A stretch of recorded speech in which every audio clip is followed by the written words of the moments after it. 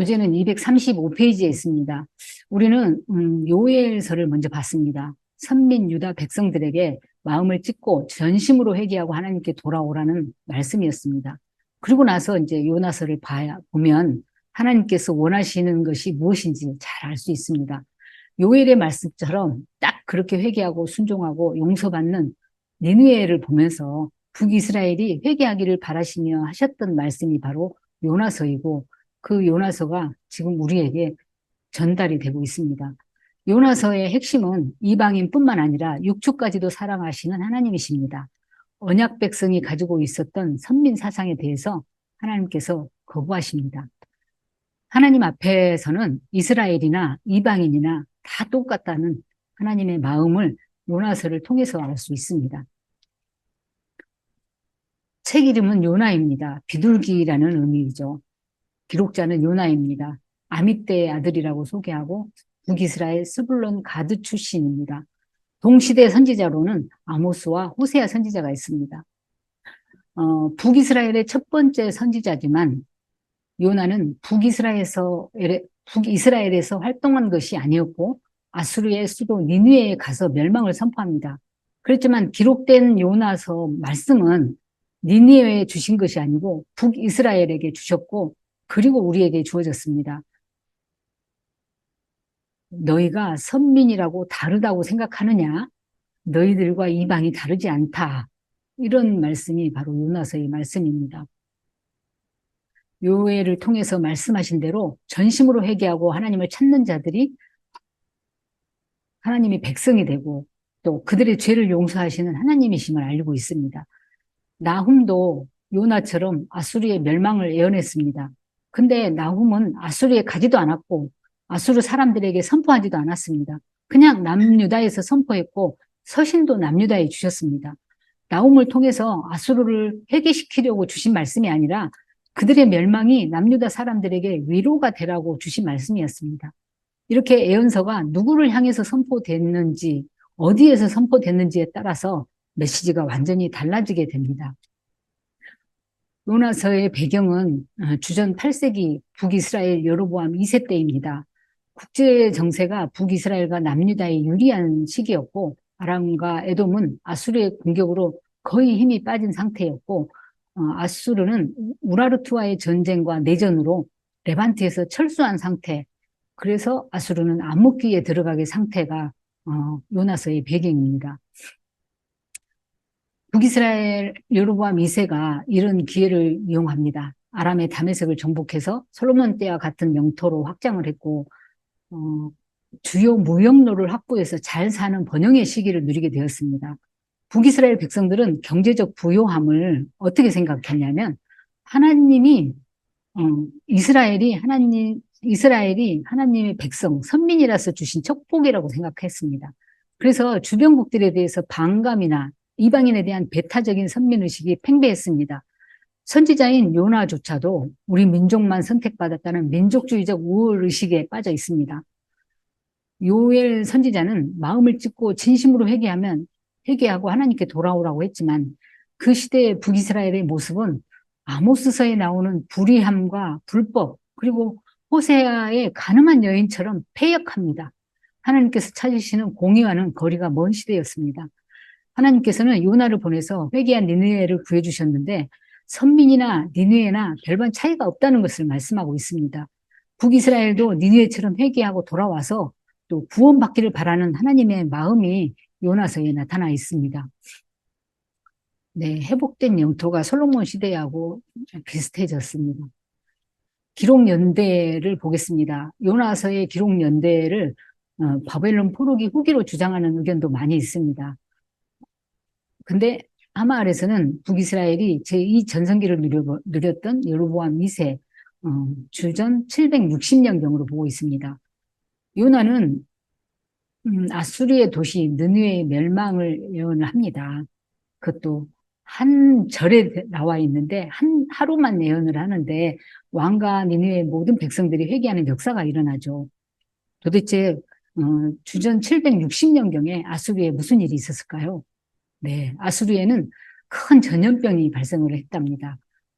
아수르 단 3세 때 전염병이 발생했다는 기록이 있습니다. 또 그때쯤 니느웨 지역에 일식이 발생을 했는데 아수르의 주신은 월신과 일신이었는데 일식으로 보이지 않는 그 해와 달을 보고 큰 충격에 빠졌고 신들의 경고로 받아들여가지고 두려움에 빠져서 민심이 크게 동요되었다고 합니다. 그리고 세 번째는 내부 반란 등으로 왕권이 약화됐던 아수르의 암흑기였습니다. 이런 상황으로 요나의 선포, 그냥 불성실한 선포에 굵은 베옷을 입고 힘써서 하나님께 부르짖어 회개하는 니느웨가 됩니다. 요나서의 기록 목적입니다. 이스라엘의 하나님에 대한 삐뚤어진 사고를 교정하기 위해서 요나서가 기록이 되었습니다. 이스라엘은 하나님께 선택된 선민의식에 빠져 있었기 때문에 이방인에게 향하는 하나님의 자비와 구원의 손길을 막으려는 모습이 요나서에서 노골적으로 나타납니다. 그래서 하나님께서는 요나서 말씀을 통해서 이스라엘의 잘못된 배타적 선민의식을 깨우쳐줍니다. 두 번째는 하나님은 이스라엘뿐만 아니라 이방인의 하나님도 되신다는 걸 알려주시려고 요나서가 기록되었습니다. 셋째, 모든 민족을 사랑하시는 하나님이심을 알리기 위해서 기록되었습니다. 하나님께서는 아모스를 통해서 너희의 죄도 이방 나라와 똑같다고 하십니다. 하나님은 이방인도 심판하시지만 선민 이스라엘도 똑같이 심판하실 것입니다. 오히려 이스라엘은 더 많은 것을 주셨기 때문에 더 많은 심판을 하실 것이고 그것이 바로 하나님의 공의라고 알려주고 계십니다. 넷째는 회개하는 이방인 니느웨와 회개하지 않는 이스라엘을 강팍하고 완고한 마음을 비교해서 간접적으로 이스라엘에게 참된 회개를 하도록 교훈하시기 위해서 기록이 되었습니다. 하나님의 말씀이 아미떼의 아들 요나에게 임했지만 요나는 불순종하다가 니느웨로 가서 니느웨 성의 심판을 선포합니다. 하나님의 말씀을 들은 니느웨 왕과 모든 백성이 베옷을 입고 심지어 동물까지 금식을 하며 회개합니다. 하지만 요나는 하나님의 말씀을 이해하지 못하고 니느웨 성을 용서하시는 하나님을 향해서 분노합니다. 요나서의 독특한 점이 있는데 하나님께서 선택하신 선지자조차 심판을 선포하라 하시는 하나님의 명령을 정면으로 거부합니다. 두 번째는 요나서는 결말이 없습니다. 하나님께서 그분의 마음을 알려주시는 말씀으로 마칠 뿐입니다.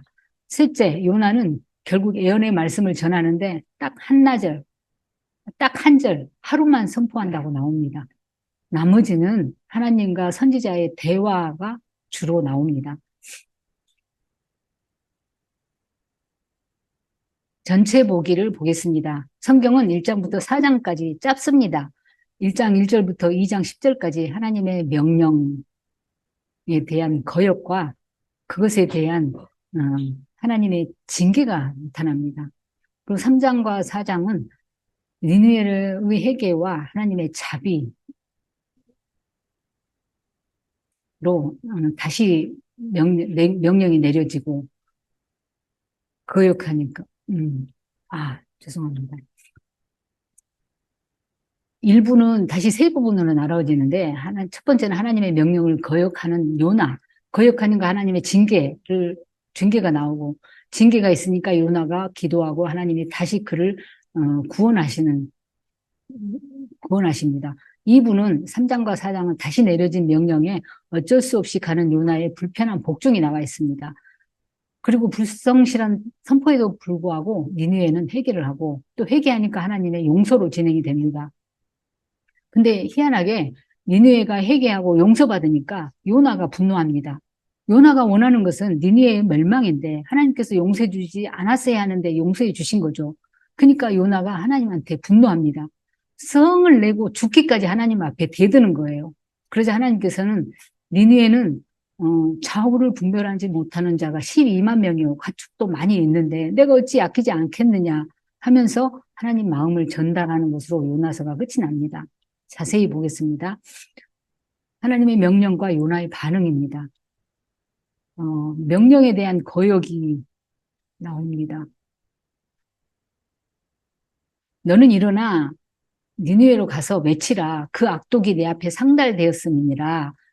하나님께서 요나가 도망갈 줄 아셨고 요나도 하나님을 알았습니다.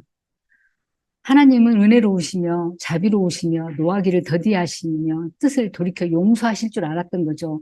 그래서 내가 한마디만 얘기하면 저것들이 회개하고 용서받으면 안 돼 하면서 니느웨가 망하라고 불순종하기로 작정을 하고 도망을 갑니다. 요나는 아수르를 왜 그렇게 싫어하게 된 걸까요? 그것은 잔인한 전쟁 때문이었습니다. 아수르와 레반트 국가들은 오랫동안 5차례의 전쟁을 하고 있었습니다. 카르카르 전투에서 살마네세 3세와 레반트 동맹국이 전투를 할 때, 레반트 동맹국이 대패하고 아수르가 승리하게 됩니다. 그때 살마네셀은 갈멜산까지 정복을 당했고 조공까지 바쳐야 했습니다. 그래서 북이스라엘은 폐허가 되다시피 했었고 너무나 힘든 시기를 보내는 백성들이 아수르 하면 치를 떨었고 선지자조차도 아수르가 망하기를 바라게 되었습니다. 다시스는 어디일까요? 고대 사람들은 다시스를 세상의 끝이라고 생각했습니다. 요나는 요바로 가서 세상 끝까지 3,700km를 도망가서 숨으려고 한 거죠. 요바에서 마침 다시스로 가는 배가 있어서 탄 거죠. 요나는 하나님께서 말씀하신 것과 정반대로 교통수단도 방향도 거리도 정반대인 세상의 끝으로 도망가려고 했습니다. 근데 하나님께서 개입을 하시죠. 하나님께 불순종하는 요나를 그냥 두실 리가 없습니다. 요나를 향한 하나님의 징계입니다. 하나님의 징계 속에 요나와 이방 선원들의 반응이 대조를 이루게 됩니다. 요나를 태운 다시스행 배가 항해를 시작하지만 얼마 못 가서 하나님께서 바다에 큰 풍랑을 일으키십니다. 그 풍랑 때문에 배가 깨질 위기에서 배 안의 사람들은 살기 위해서 자기들 신들을 찾으며 살려달라고 아우성입니다. 배 탄 모든 사람들이 생명의 위협을 느끼고 살기 위해서 발버둥을 칠 때 요나는 배 밑바닥에서 태평하게 잠을 자고 있습니다. 그러니까 선장이 가서 호통을 치면 깨워 일으키죠. 자는 자여 일어나서 네 하나님께 구하라. 그리고 풍랑의 원인이 누구인지 알아보기 위해서 제비뽑기를 하는데 그 풍랑의 원인으로 요나가 뽑힙니다. 그래서 뱃사람들은 요나를 추궁하자 요나가 대답합니다. 나는 이브리 사람이고 바다와 육지를 만드신 하늘의 하나님 여호와를 경외하는 자다. 지금 하나님의 명령을 어기고 도망가면서 자신을 자랑스럽게 소개합니다. 하나님의 말씀에 불순종하면서도 경외한다고 하는 거죠. 그리고 이 풍랑은 자신이 여호와의 얼굴을 피해서라고 말합니다. 그 말을 들은 선원들은 더욱 두려워하면서 어찌하여 그랬냐고 책망하죠. 근데 요나는 지금 풍랑이 일어서 배에 탄 사람들이 자신 때문에 고통당하고 있음에도 전혀 회개하지 않습니다. 그래서 요나는 바다에 던져지게 되는데 요나는 자신이 하나님께 불순종하는 게 싫어서 하나님을 피해서 도망가고 있는 중이니까 나를 들어서 바다에 던지면 바다가 더 잔잔하게 될 것이라고 선원들에게 말을 하고 있습니다. 근데 보통 사람이라면 이럴 때는 회개를 해야 맞겠죠. 근데 요나는 회개하지 않고 나를 들어 바다에 던지라는 거죠. 이 모든 일이 일어난 원인을 잘 알고 있는 요나인데도 죄를 지으면서도 하나님께 불순종하면 벌 받을 것을 알면서도 요나는 니느웨에 가서 하나님 말씀을 전하는 것보다 차라리 죽겠다고 하는 거죠. 뻔뻔함인지 아니면 담대함인지 배짱인지 하나님을 너무 잘 아는 건지 네, 선원들은 차마 요나를 바다에 던질 수 없어서 살려보려고 힘써서 노를 젓지만 하나님의 사람이라는 요나는 죽이라면서 선원들과 대조를 이루고 있습니다. 배 탄 사람들은 배를 육지로 돌리려는 일이 잘 안 되니까 여호와 하나님께 부르짖으면서 기도합니다. 요나가 하는 게 아니라 뱃사람들이 기도를 하죠. 이 사람 때문에 우리까지 멸망시키지 말라고 하나님께 기도합니다. 그리고 요나를 들어 바다에 던지자 바다가 잔잔해집니다. 뱃사람들은 이제 풍랑이 두려운 것이 아니라 여호와 하나님이 두렵습니다. 그래서 그들은 여호와께 제물을 드리고 서원을 합니다. 이때 하나님께서는 바닷속에 빠진 요나를 큰 물고기를 준비하셔서 삼키게 하시고 요나는 밤낮 3일을 물고기 뱃속에 있게 됩니다. 하나님 말씀에 순종하는 것보다 죽음을 선택한 요나, 바닷속으로 던져진 요나를 하나님께서 물고기를 준비해서 삼키게 하십니다. 하나님 말씀에 불순종했는데 하나님께서는 다시 살려주시고 순종의 기회를 주신 것입니다. 요나의 기도와 구원입니다. 물고기 뱃속에서 요나가 하나님께 말합니다. 거짓되고 헛된 것을 숭상하는 모든 자, 즉 이방인들은 하나님 은혜를 버렸으나 자신은 선민이기 때문에 생명을 구해주신 것이라고 생각을 하고 있죠. 그 하나님께서 그 물고기에게 명하셔서 요나를 육지에 토해냅니다. 요나는 이제 도망갈 곳이 없습니다.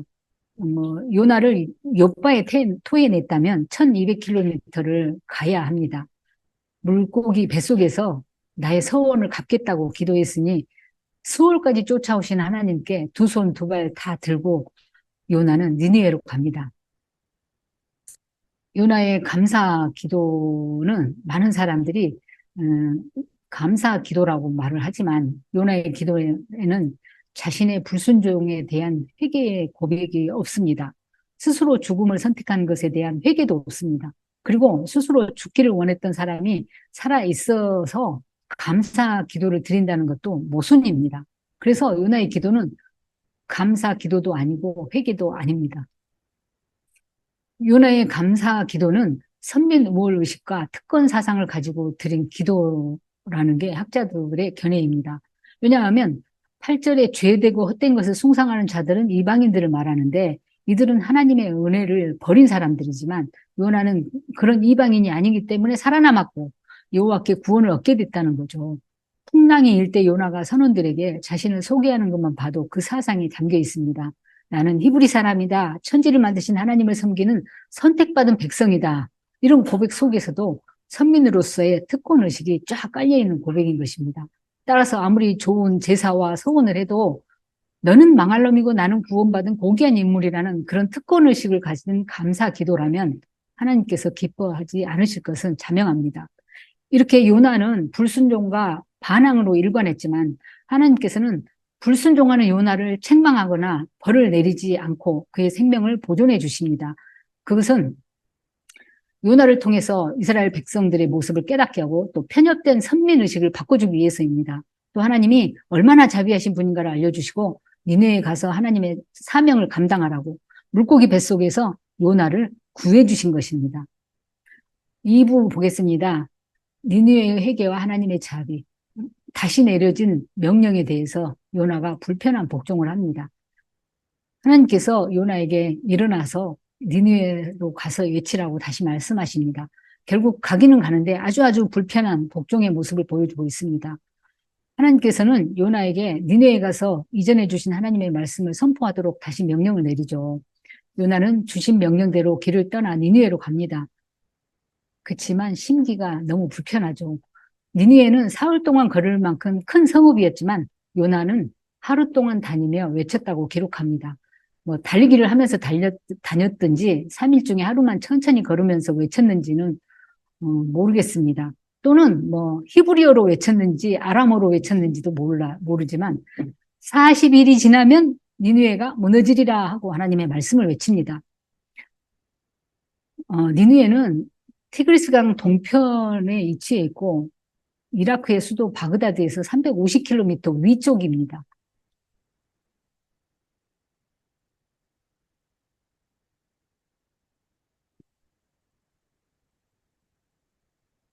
니느웨의 모형인데요. 이라크의 수도 바그다드에서 350km 위에 아수르 제국의 수도가 니느웨입니다.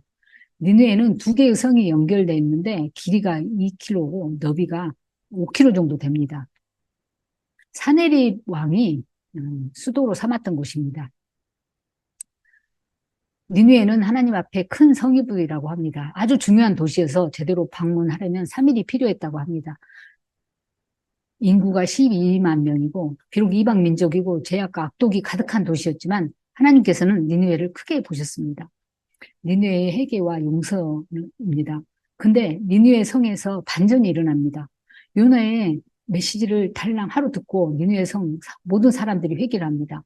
선민 이스라엘도 요나도 하지 않았던 참 회개가 니느웨 왕과 백성들에게서 일어난 것이죠. 회개란 악한 길을 가던 길에서 돌아서서 그 나쁜 짓을 안 하고 하나님께 돌아오는 것입니다. 그런데 니느웨 성 사람들의 회개는 단계적으로 이루어집니다. 요나가 대충 전한 하나님의 말씀을 니느웨 사람들이 믿고 회개가 터진 것입니다. 두 번째로 니느웨 백성들의 회개 소리가 니느웨 왕에게 들립니다. 그걸 들은 왕이 보좌에서 내려와서 왕복을 벗고 베옷을 입고 제위에 앉아 회개합니다. 세 번째는 왕과 대신들이 조서를 내려서 니느웨 성에 선포합니다. 사람이나 짐승이나 소떼나 양떼나 아무것도 입에 대지 말지니 곧 먹지도 말 것이요 물도 마시지 말 것이며 사람이든지 짐승이든지 모두 다 붉은 베옷을 입을 것이요 하나님께 부르짖어 회개하고 모든 악한 길과 손으로 행한 강포에서 떠나라. 아수르 왕의 조서입니다. 얼마나 감동적입니까? 아수르의 신이 아니라 하나님께 부르짖어 회개합니다. 니느웨 사람들은 선민 요나보다도 하나님의 마음을 더 잘 알았습니다. 전심으로 잘못을 고백하고 악한 길에서 떠나는 것을 실천한 것입니다. 이 조서는 이스라엘을 향해서 외친 회개하고 죄에서 돌이키면 회복시켜 주신다는 요엘 선지자의 외침을 그대로 조서에 써서 선포하는 것 같았습니다. 그러자 하나님께서는 뜻을 돌이키시고 그들을 용서해 주시고 재앙을 거두십니다. 니느웨 사람들은 선민이 아닌 이방인이었지만 하나님은 그들의 회개를 들으셨습니다. 그리고 용서하셨습니다. 니느웨 성의 회개는 요엘서 2장 12절과 13절의 말씀처럼 행한 것입니다. 여호와의 말씀에 너희는 이제라도 금식하고 울며 애통하며 하나님을 마음을 다하여 내게로 돌아오라 하셨나니 너희는 옷을 찢지 말고 마음을 찢고 너희 하나님 여호와께로 돌아올지어다. 그는 은혜로우시며 자비로우시며 노하기를 더디하시며 인애가 크시사 뜻을 돌이켜 재앙을 내리지 아니하시나니. 니느웨의 회개와 하나님의 용서를 보겠습니다. 그들은 금식하고 울며 애통하고 마음을 다하여 하나님께 돌아간 것입니다. 그들은 모든 죄의 길에서 떠나 하나님께 돌아온 거죠. 하나님께서는 공의의 하나님이십니다. 선민이라고 특혜를 주시는 분이 아닙니다. 이방인이라고 가중처벌하시는 분도 아니고 하나님께서는 똑같은 말씀으로 저울질하십니다. 하나님의 기준은 누구에게나 똑같이 적용하시는 공의의 하나님이십니다. 그 하나님께서 니느웨 성이 목숨 걸고 금식하면서 자기 죄를 회개하고 그 죄악의 길에서 떠난 것을 보시고 멸망하실 뜻을 돌이키시고 재앙을 내리지 아니하십니다. 이렇게 하나님의 마음은 선민이든 이방인이든 진정한 회개를 하고 악한 길에서 떠나서 하나님께 돌아오면 용서하시고 재앙을 내리지 아니하시는 자비로우신 분임을 알려주고 있습니다. 요나의 분노와 하나님의 마음입니다. 요나는 회개하라는 말씀을 하루만 전하고 니느웨 성이 잘 보이는 곳에 앉아서 저것들이 언제 망하나 기다립니다. 자기 민족을 괴롭힌 니느웨가 망하는 게 맞다고 생각을 했고 그들이 그 어려운 회개를 할 리가 없다고 단정하고 망할 거라고 기대합니다. 그런데 40일을 기다려도 니느웨 성이 무너지지 않자 요나는 하나님을 향해서 매우 싫어하고 성을 냅니다. 니느웨의 악독이 상달되었다 했을 때 악독은 히브리어로 라입니다. 근데 요나가 매우 성내는 표현도 똑같은 라를 사용합니다. 요나의 성내는 모습이 니느웨의 그 많은 악독한 모습과 같은 급이라는 걸까요? 요나는 하나님의 자비하심과 사람을 사랑하시는 분이심을 이미 알았으나 그래도 선민 이스라엘을 괴롭힌 원수 나라 니느웨까지도 용서하시고 하나님의 자비와 은혜를 베풀 줄은 몰랐던 거죠.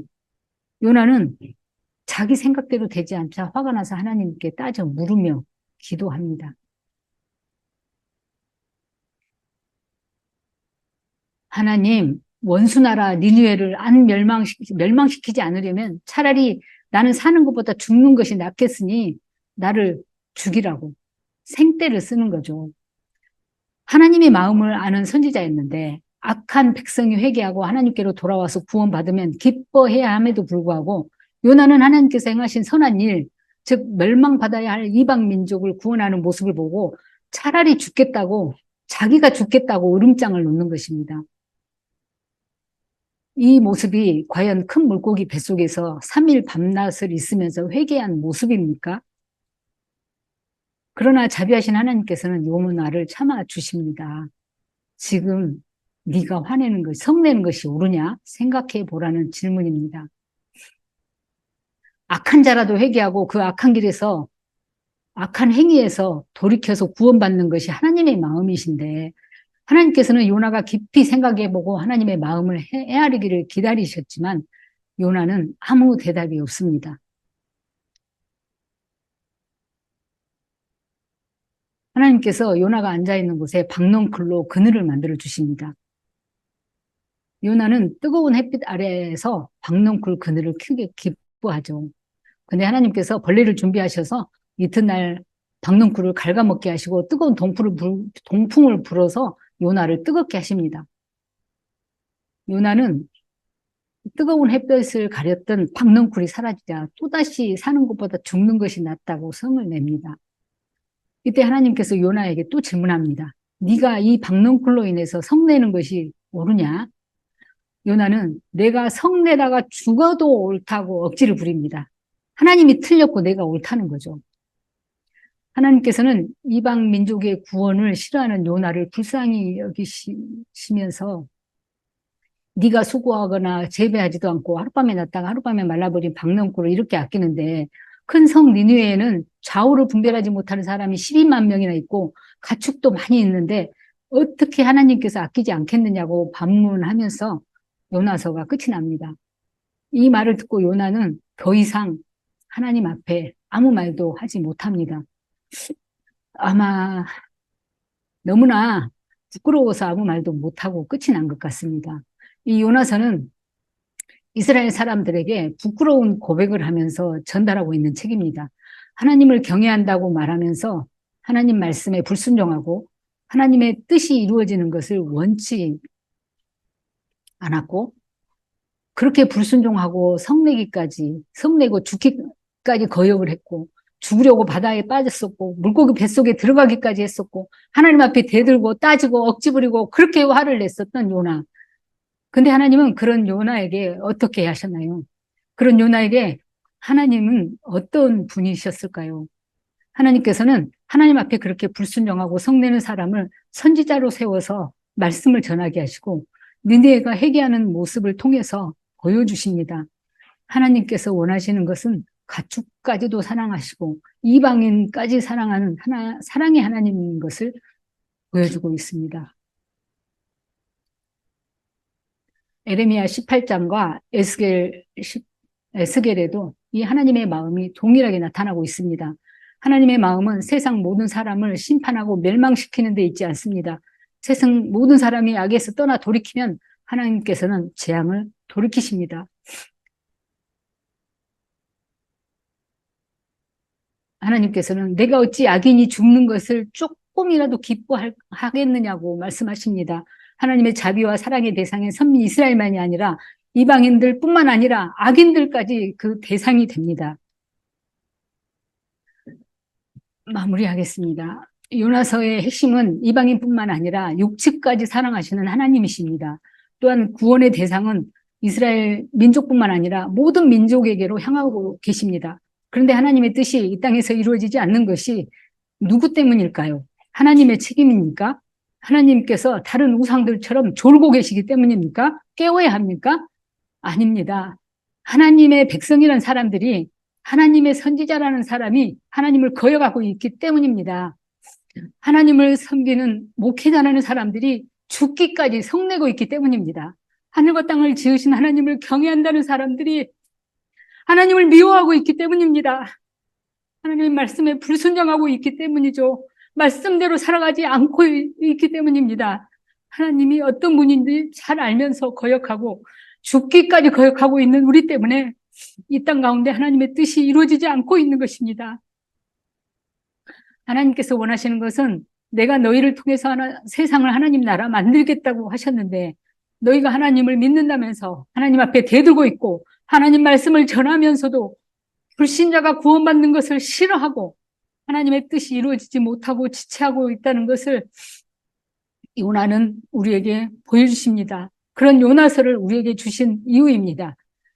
요나서는 나의 불순종의 고백이고 또 여러분들의 불순종의 고백이고 요나 같은 우리 때문에 하나님께서 가슴 아파하시며 마무리하고 계십니다. 요나의 이야기는 하나님을 믿는 우리 자신의 치부를 들여다보게 하는 책입니다. 하나님께서는 우리가 어떻게 불순종했고 어떤 죄를 지었건 어떻게 성냈건 기다리고 계십니다. 온 마음으로 회개하기만 한다면 사랑의 하나님께서 용서하신다고, 진심으로 하나님께 돌아오라고, 그렇게 육축까지도 사랑하시는 하나님을 마음을 요나서를 통해서 아셨으면 좋겠습니다. 이상으로 요나서를 마치겠습니다.